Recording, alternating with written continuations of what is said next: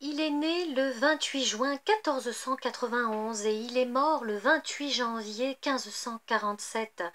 Voici au palais de Greenwich à Londres la naissance du fils cadet d'Henri VII et d'Élisabeth d'York. Bonjour à toutes et à tous, j'espère que vous allez bien. Eh bien voici la date de naissance de celui dont nous parlons depuis plusieurs mois maintenant, avec des vidéos quotidiennes sur cette histoire de la cour des Tudors. Nous sommes en voyage à la cour d'Angleterre depuis de nombreux jours déjà. Et aujourd'hui, eh bien, on célèbre la naissance de celui qui fut un très grand prince de la Renaissance au début de sa vie, Henri VIII d'Angleterre.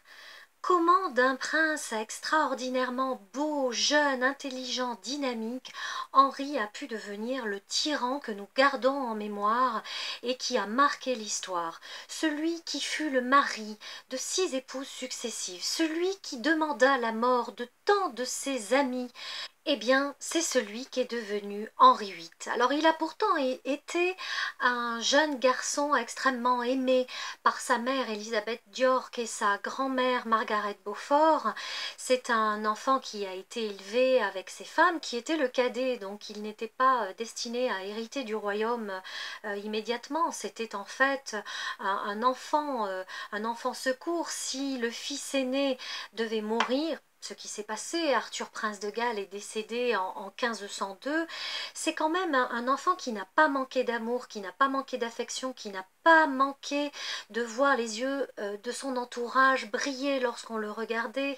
Il était probablement destiné à une carrière ecclésiastique, mais il était très sportif et comme son frère est décédé en 1502, eh bien il devint l'héritier présomptif et donc on l'éduqua pour devenir roi d'Angleterre.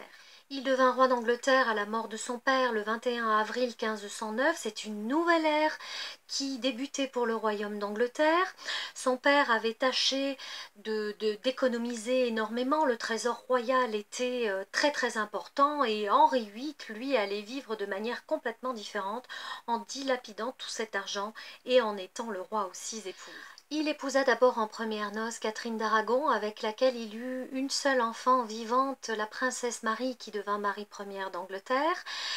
Catherine d'Aragon fut bannie de la cour, le mariage fut déclaré nul et invalide. Il épousa en secondes noces Anne Boleyn, sa deuxième épouse, celle qui lui donna la princesse Élisabeth, qui devint Élisabeth Ière d'Angleterre.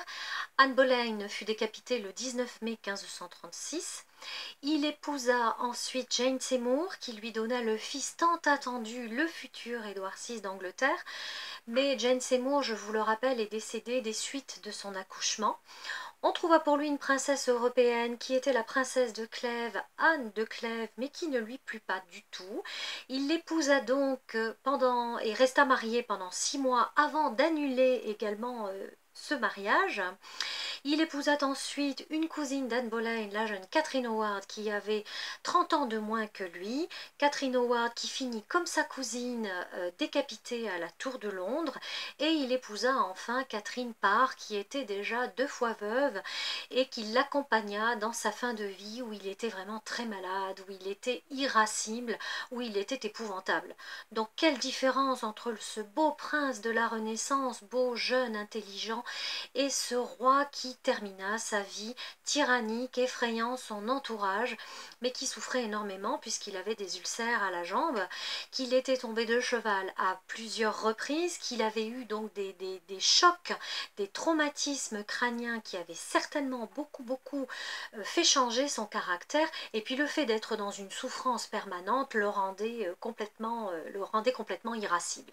On se souvient que cet Henri VIII s'était déclaré chef suprême de l'Église d'Angleterre. Le pape n'avait pas voulu accepter sa demande d'annulation de mariage avec la reine Catherine d'Aragon.